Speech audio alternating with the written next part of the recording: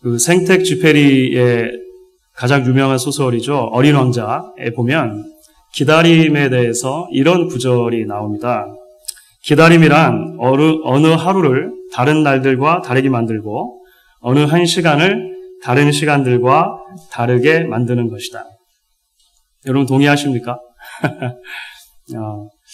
저는 상당히 많이 동의가 되는 것 같습니다. 기다림이라고 하는 것, 어떤 한 날을 다른 날들과 다르게 만들어주고 어떤 한 시간을 다른 시간들과 다르게 만들어주는 것. 왜냐하면 기다림이라고 하는 것은 곧 기대이고요. 기대라고 하는 것은 곧 설레임이기 때문에 그런 것 같습니다. 정말로 가지고 싶었던 장난감을 생일 선물로 약속받은 아이가 자신의 생일을 기다리는 그런 기다림이 있지 않습니까? 사랑하는 자매와 데이트 약속을 해놓은 형제가 그 만남의 시간을 기다리는 그런 기다림. 지금까지 그 사람들 곁을 지나갔던 수많은 시간들이 있겠지만 그 모든 시간들과 구분되어지는 어떤 그 특별한 시간을 그 기다리는 시간들 동안에 살아간다라고 생각이 드는 것이죠. 지난주에 이어서 우리는 오늘도 예수님의 오심에 대해서 간절히 기다렸던 한 사람에 대한 이야기를 우리가 나누려고 합니다. 대개 연말이 되면 성탄을 준비하는 또 기다리는 사람들의 모습이 대개는 아주 분주하고 바쁜 것을 우리가 볼 수가 있죠. 해마다 이맘때가 되어지면 쇼핑을 하느라 바쁘고 또 선물 준비하느라고 바쁘고 여러 모임과 행사들을 참여하느라고 분주하고 들떠있는 많은 사람들의 모습을 우리 주변에서 쉽게 발견하게 되어집니다. 그런데 오늘 성경 가운데서 소개해주고 있는 이 한 사람은 사실 오랫동안 한마디도 못하고 침묵 가운데 오실 메시아를 기다렸던 사람으로 성경 안에서 그려지고 있습니다.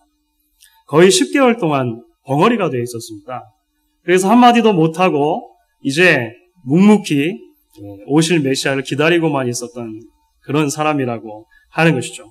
그런데 그런 그가 10달이 지나서 이제 입을 열어 말을 하기 시작했을 때 그 입에서 쏟아져 나온 말들은 하나님을 향한 놀라운 찬양의 고백이었다라고 하는 것을 우리가 보게 되어집니다. 왜 이 사람이 10개월 동안 침묵 가운데 있다가 이제 겨우 말을 할 수 있게 되었는데 그 입에서 쏟아져 나온 말이 하나님을 향한 찬양의 감사의 고백이었냐고 하는 것이죠. 그것은 지난 10개월 동안의 시간이 그냥 흘러간 시간이 아니라 이 사람에게 있어서 굉장히 특별한 기다림의 시간이었기 때문에 그렇다라고 하는 것입니다. 그 기다림이 그 마음 가운데 비교할 수 없는 기쁨과 감사의 마음을 허락해 주었기 때문이라고 하는 것입니다. 오늘 찬양의 노래를 부르는 이 주인공은 사가랴라고 하는 사람입니다. 사실 사가랴와 그의 아내 엘리사벳의 이야기는요, 누가복음을 열면 서론을 제외하고 제일 먼저 소개되어지는 그런 이야기입니다. 그러니까 누가복음을 딱 열었을 때 제일 먼저 소개되는 인물 하면 사실 바로 이 사가랴 그리고 그의 아내 엘리사벳이 되는 것이죠. 이 두 사람은 모두 다 아론 자손이었습니다. 아론의 자손이었고 특별히 사가랴는 그 아론 자손 중에서도 아비야라고 하는 자손의 반열에 속한 현직 제사장이었어요. 그러니까 오늘 말로 조금 쉽게 풀면 이런 것이죠. 조상 대대로 목회자 가정에서 태어난 데다가 본인도 지금 현재 목회자인 겁니다. 물론 오해하시면 안 됩니다. 오늘날의 목회자를 제사장이라고 생각하시면 안 돼요. 그것은 잘못된 것인데 그렇게 예를 들 수 있다라고 하는 것입니다. 그런 종교적인 가정 안에서 태어났다라고 하는 것이죠. 그런데 성경은 이들에 대해서 이제 소개해주면서 이런 설명을 덧붙여주고 있습니다. 1장 6절부터 7절입니다. 이 두 사람이 하나님 앞에 의인이니 주의 모든 계명과 규례대로 흠이 없이 행하더라. 엘리사벳이 수태를 못함으로 저희가 무자하고 두 사람의 나이 많더라. 이것이 지금 이 사람들이 처해져 있는 현재의 모습이라고 하는 것입니다. 그러던 어느 날 이런 사가랴에게 놀라운 일이 하나가 일어나게 됩니다. 마침 그가 이제 성전에서 제사장의 직무를 감당할 수 있는 그런 차례가 되었습니다.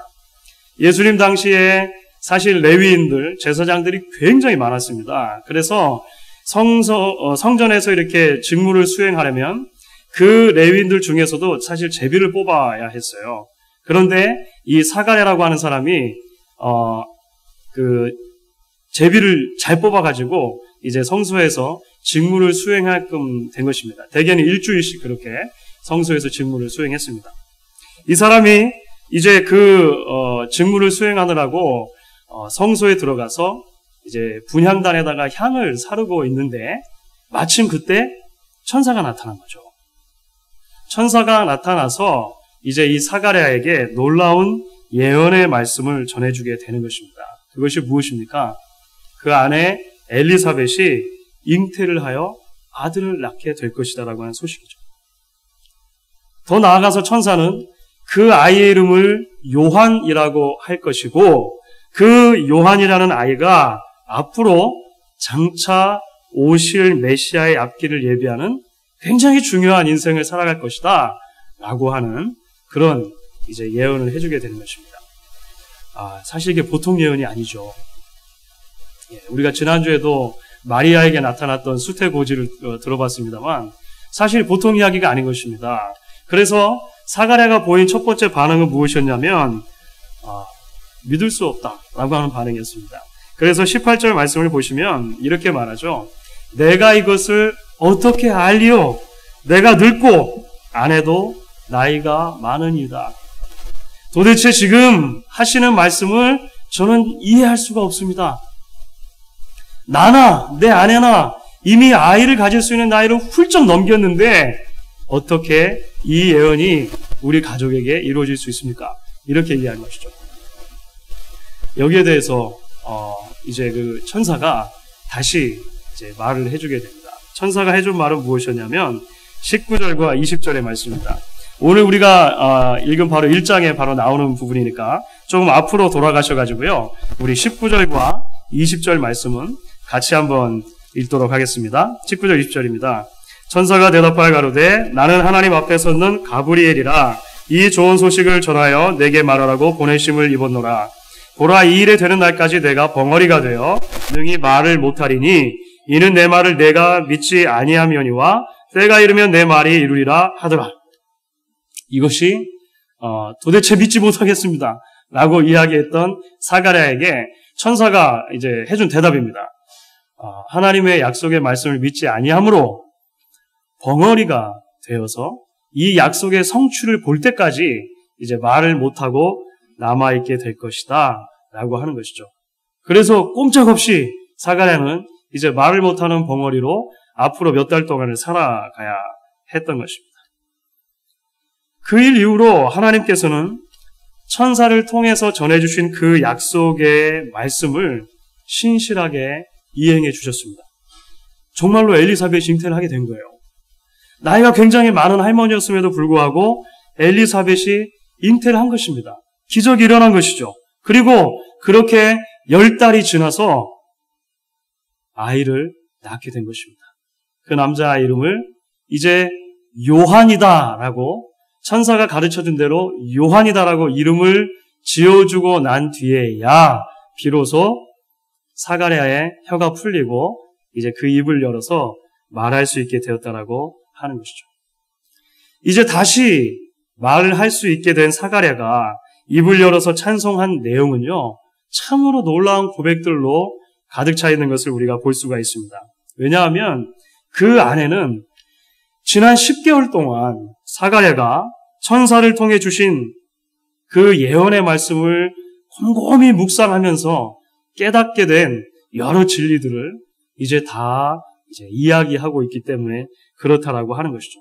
그리고 그렇게 찬송하게 되었을 때 사가랴의 찬송 안에는 이제 하나님의 놀라운 일을 향한 그러한 큰 기대들로 가득 차게 되는 것을 우리가 발견하게 되는 것입니다. 그렇다면 이제 사가랴의 찬송 가운데 나타난 그 사가랴의 기대들, 과연 어떠한 기대이고 기다림이었는가라고 하는 부분을 오늘 우리가 조금 더 함께 살펴보면서 은혜를 나눌 수 있기를 원하는 것입니다. 오늘 무엇보다도 먼저 사가랴의 찬송을 통해서 발견하게 되지는 그 사가랴의 기대는 무엇이냐면 구원자를 통해 구속에 온다라고 하는 것을 기대하는 것입니다.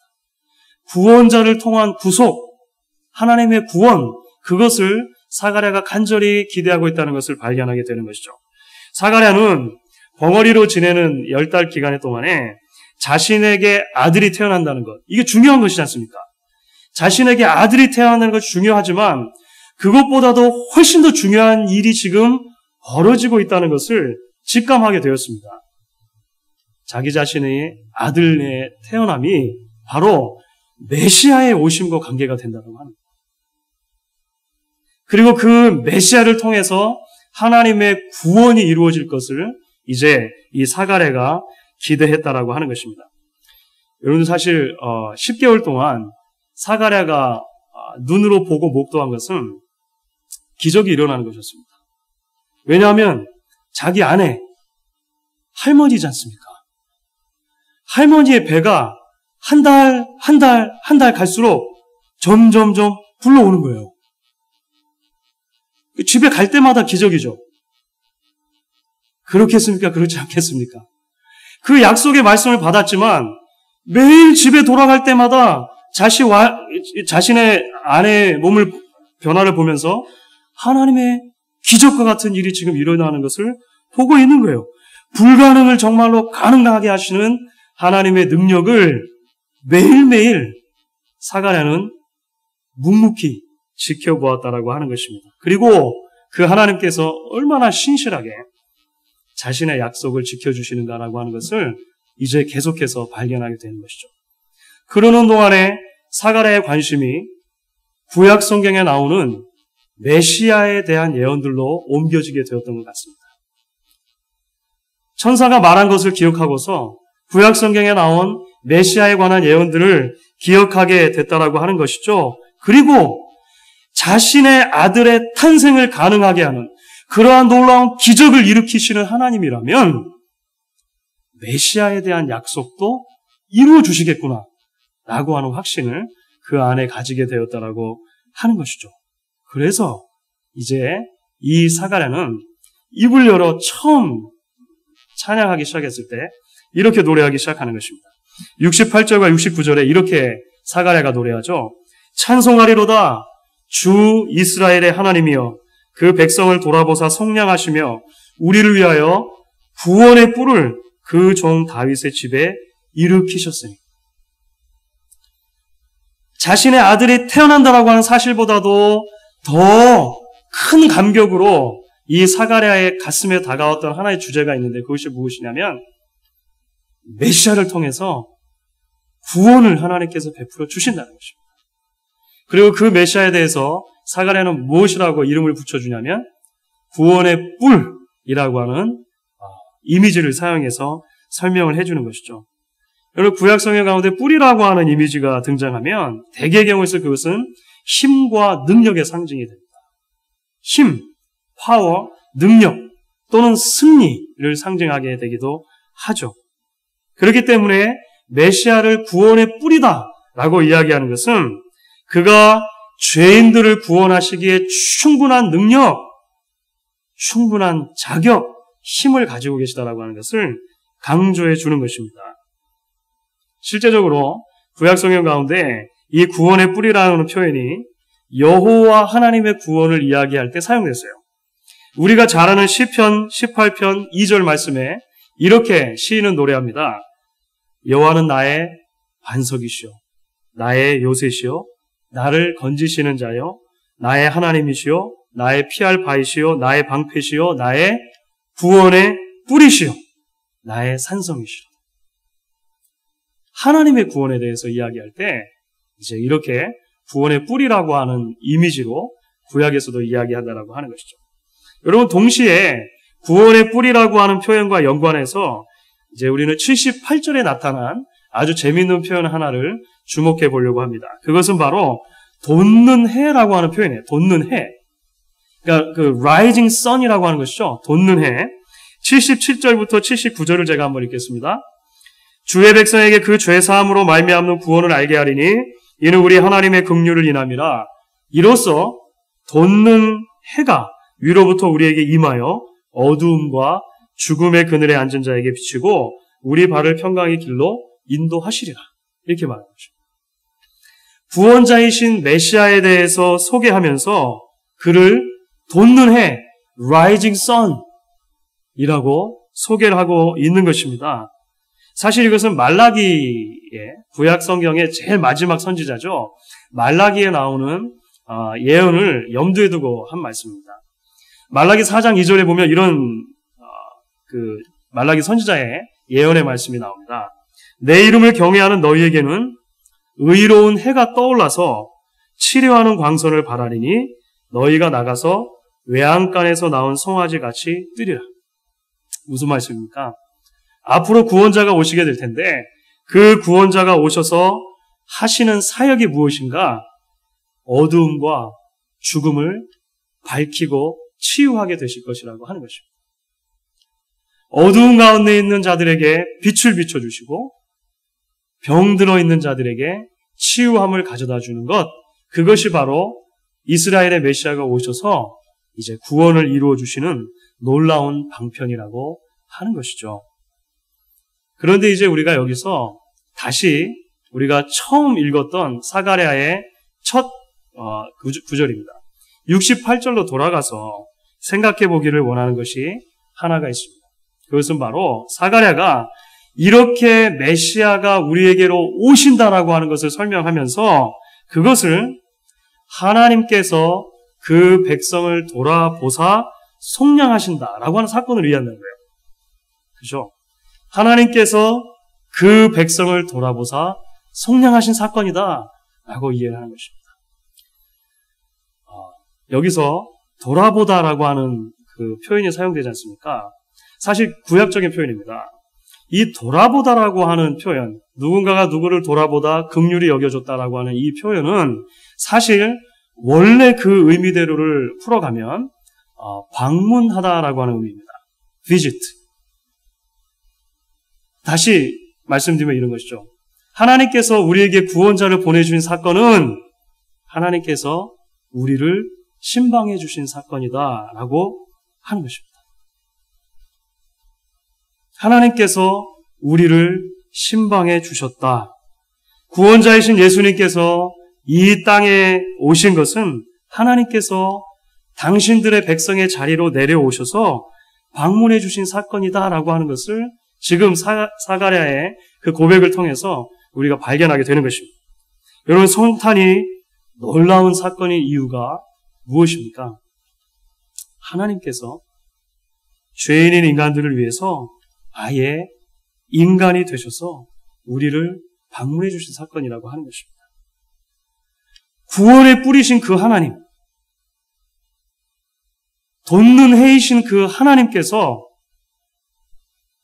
하늘의 보좌를 버리시고 우리와 같은 모습으로 오셔서 우리에게 신방해 주시고 우리를 찾아오셨다라고 하는 것입니다. 이것이 성탄의 기적이 되는 것이죠. 주은재 목사가 여러분을 신방하는 것보다 하나님께서 우리를 신방해 주시는 사건, 여러분 사실 훨씬 놀라운 사건이 아니겠습니까? 여러분들 갑작스럽게 제 신방을 받으시면 놀라시죠? 제가 가게로 신방할 때는 대개는 그냥 미리 말씀 안 드리고 그냥 불쑥불쑥 찾아가는데요. 여러분, 성육신이라고 하는 것은 무엇이냐면 하나님께서 우리에게로 찾아와 주신 신방의 사건이라고 하는 것입니다. 어떤 목사님께서 사랑의 가장 큰 표현이 있다면 그것은 사랑하는 대상처럼 되어주는 것이다 라고 말씀하신 적이 있습니다. 저는 그 말씀에 굉장히 많이 동의합니다. 여러분, 아내를 사랑하는 가장 좋은 방법이 있다면 아내의 입장에 좀 더 많이 서려고 노력하는 것이겠죠. 남편을 사랑하는 것은 더 많이 남편의 입장에 서 보는 것일 것입니다. 자녀를 사랑한다고 하는 것은 아이의 눈높이를 나에게 맞추는 것이 아니고 나의 눈높이를 자녀의 눈높이에 맞추어서 세상을 함께 바라볼 수 있는 훈련을 자꾸 하는 것일 것입니다. 하나님께서 우리를 사랑하신 가장 큰 방법도 그렇기 때문에 우리가 되어 주신 것이었습니다.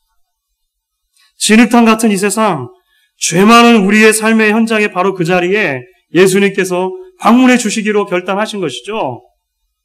우리와 같은 이 죄악된 육신을 입고 이 땅에 오시기로 예수님께서 결단해 주셨다라고 하는 것입니다. 그것이 은혜고 그것이 긍휼이라고 하는 것이죠. 그래서 사가랴는 72절과 78절에서 두 번이나 하나님의 긍휼에 대해서 이야기하고 있는 것입니다. 사랑하는 성도 여러분, 이 하나님의 긍휼하심에 인류의 소망이 있는 것이죠. 하나님은 구원의 뿌리십니다. 우리를 모든 죄로부터 구원하시기에 충분한 힘과 능력을 가진 분이다라고 하는 것이죠. 또한 하나님은 돋는 해가 되십니다. 우리의 모든 아픔과 우리의 모든 고통을 치유하시고 우리의 모든 눈물을 능히 닦아주실 수 있는 분, 그분이 하나님이시라고 하는 것이에요. 그리고 그 하나님이 우리를 구원하시고 치유하시기 위해서 하늘의 보좌를 버리시고 낮고 천한 구유에 오셨다라고 하는 것입니다. 이것이 성탄의 기적이 되는 것이죠. 그 하나님의 사랑과 그 하나님의 긍휼하심에 감사하면서 기쁨으로 성탄을 맞을 수 있는 저와 여러분이 되기를 간절히 바라는 것입니다. 이제 사가랴의 찬송에 나타난 이러한 두 번째 기대는 조금 더 나아가서 자신의 아들인 요한과 관계된 기대로 이제 나아가게 되어집니다. 그것은 바로 하나님의 장엄한 구원의 역사의 흐름 속에서 자신의 아들 요한이 어떤 역할을 감당할 것인가 라고 하는 것을 이제 기대하는 것이죠. 여러분들 오늘 말씀 가운데 76절과 77절 말씀이 있는데요. 이 말씀을 같이 한번 읽도록 하겠습니다. 76절, 77절 말씀 같이 한번 읽겠습니다. 이 아이여 내가 지극히 높으신 이의 선지자라 일컬음을 받고 주 앞에 앞서 가서 그 길을 예비하여 주의 백성에게 그 죄 사함으로 말미암는 구원을 얻게 하리니. 여러분 이 말씀 역시 말라기서에 나오는 그 예언과 관계가 됩니다. 말라기 3장 1절에는 이렇게 예언이 나오는데요. 만군의 여호와가 이르노라 보라 내가 내 사자를 보내리니 그가 내 앞에서 길을 예비할 것이요 라고 미리 예언을 했습니다. 사가랴가 10개월 동안 말을 못했다 그랬죠. 말을 못하고 있는 동안에 천사를 통해서 주신 자신의 아들 요한을 향한 그 인생의 계획이 무엇인가를 계속해서 곰곰이 묵상했던 것 같습니다. 그리고 그 새로 태어난 아들 요한이 평생을 살면서 해야 될 삶의 숙제가 있는데 그것이 무엇이냐면 오실 메시아의 길을 예비하는 것이다라고 하는 것을 깨달았다고 하는 것입니다. 사실 가브리엘 천사도 비슷한 예언을 했어요. 가브리엘 천사는 1장 17절에서 이렇게 얘기하죠. 저가 또 엘리야의 심정과 능력으로 주 앞에 앞서가서 아비의 마음을 자식에게 거스리는 자를 의인의 슬기에 돌아오게 하고 주를 위하여 새로운 백성을 예비하리라. 바로 이 아이에게 계획된 삶의 모습은 바로 이런 메시아의 오심을 예비하는 것이었다라고 끊임없이 이야기를 해준다라고 하는 것입니다. 사실 여러분, 요한의 탄생만 놓고 봤을 때, 이 세례 요한의 탄생만 놓고 봤을 때 사실은 그것이 우리는 결코 범상치 않은 탄생이었다라고 하는 것을 알 수 있습니다. 그렇죠. 사실은 요한의 탄생 자체는요, 기적이죠. 기적입니다. 노년의 부모가 자녀를 낳은 거예요. 그러면 이스라엘 주위의 백성들이 있었다면 자신들의 역사 속에서 그들은 얼른 누군가를 떠올렸을 것입니다. 두 부부가 다 나이가 많아가지고 아이를 낳지 못하는데 기적과 같은 방법으로 하나님의 은혜로 아이를 낳았다. 여러분들이 이스라엘 백성들이라면 누구를 생각해내시겠습니까? 그렇죠. 이삭에 태어난 것, 아브라함과 사라를 생각했겠죠. 이스라엘 백성들의 조상이 되어지는 아브라함과 사라를 기억나게 할 만큼 이 탄생은 놀라운 것이었다라고 하는 것입니다. 더군다나 요한의 탄생이 있기까지 천사가 와서 예언을 해줬습니다. 사실 성경 전체를 통틀어서 볼 때 어떤 사람의 탄생을 천사가 미리 예고해주는 수태고지는 구약의 삼손이라고 하는 사람 한 명이 있고요. 그 다음에 신약에 넘어오면 두 번째로 세례 요한이 등장하는 것입니다. 그리고 마지막에 수태고지가 누구죠? 예수님이죠. 예수님. 그러니까 이 요한과 관계된 출생만 놓고 봤을 때 굉장히 신비하고 굉장히 놀라운 이 탄생이 이 요한에게 있다라고 하는 것이죠. 그렇기 때문에 사가랴의 입장에서 생각했을 때 이 요한을 자랑하고 높이고 싶은 생각이 왜 없었겠습니까? 그렇죠. 저희 나라의 오래된 신하들을 보더라도 그 훌륭한 사람이 태어날 때는 다 그 태어남과 관련된 그 범상치 않은 신하들이 있지 않습니까? 어느 꿈속에 보았더니 집 뒤에 무지개가 영롱하게 비치고 그 무지개가 있는 곳을 가봤더니 알이 있었는데 파보았더니 알에서 너무너무 아름답게 생긴 아이가 나왔더라. 그리고 나서 아기를 낳았는데 누가 낳았다. 이런 거 있지 않습니까? 그러니까 탄생과 관계돼서 아주 놀라운 이야기를 전해주는 것은 그 탄생이 특별하고 그 아이가 특별하다고 하는 것을 말해준다라고 하는 것이죠. 요한 자체가 기적이라고 하는 것입니다. 사가랴 입장에서 봤을 때, 주위 사람들 입장에서 봤을 때 이 아이를 높이고 이 아이를 찬송하는 것이 마땅하다라고 하는 것이에요. 여러분, 부모들이 자식을 자랑하려고 하는 것이 굉장히 자연스러운 것입니다. 그렇지 않겠습니까? 젊은 엄마들이 모여서 이야기하는 것을 들어보면요, 재미있어요. 간혹가다 은근히 신경전이 벌어집니다. 이게 어떻게든 우리 아이를 자랑하고 싶은데 견제가 들어오는 거죠. 아이 엄마들끼리 모이면 그런 그 미묘한 신경전 그 있어요. 저는 어렸을 때 왜 제 외할머니께서 저희 집에 손님이 오시기만 하면 그렇게 제 자랑을 하시는지 이해할 수가 없었습니다. 하여간 집에 손님만 오시면 제 자랑을 하시는 거예요. 심지어 교회 담임 목사님께서 가정신방이라고 오셨는데 저희 할머니께서 자랑을 하시다 이제 할 게 없어가지고 목사님 우리 은재 귀 좀 보세요. 귀가 얼마나 복귀인지 이렇게 귀가 예쁘게 생긴 아이를 저는 본 적이 없어요. 저는 아직도 제 귀가 예쁘게 생겼다고 생각하지 않는데 할머니 눈에는 예쁘신 것이죠. 그래가지고 자랑하시는 것입니다. 제가 예전에는 그게 굉장히 부끄러웠어요. 할머니께서 자랑하시는 게 부끄러웠는데 아이를 낳고 길러보니까 이해가 돼요. 이해가 되는 것입니다. 그런데 사랑하는 사가랴는 요한의 출생 앞에서 태어난 그 아이를 높이고 자랑하기보다 구원자인 메시아를 높이고 있는 거예요. 이게 놀라운 것이죠. 76절 이 아이여 자기 아들에게 말하는 것입니다. 내 아들아 내가 지극히 높으신 이의 선지자라 일컬음을 받고 주 앞에 앞서 가서 그 길을 예비할 것이다. 지극히 높으신 이는 그리스도시고 지극히 높으신 이는 메시아시고 나의 아이는 그분의 길을 미리 예비하는 그 일 하게 될 것이라고 명백하게 이야기하고 있다고 하는 것입니다. 왜냐하면 그 아이가 이 땅에 태어난 존재 이유, 이 땅에 존재하는 그 목적이 바로 그것이 때문에 그렇다라고 하는 것이죠. 그리스도를 높이고 영원히 그의 이인자로 살아가는 것이 기쁨이고 즐거움이다라고 하는 것을 아이 아빠가 알고 있었던 거예요. 그래서 그 아이가 태어났을 때 이렇게 노래했다라고 하는 것입니다. 사랑하는 성도로, 저는 이러한 사가랴의 고백 앞에서 우리 모두가 다 성탄을 앞두고 우리 자신들의 모습을 비추어 볼 수 있기를 원하는 것입니다. 우리는 얼마나 많은 경우에 우리가 주목받기 원하고 우리가 높임을 받기를 원합니까?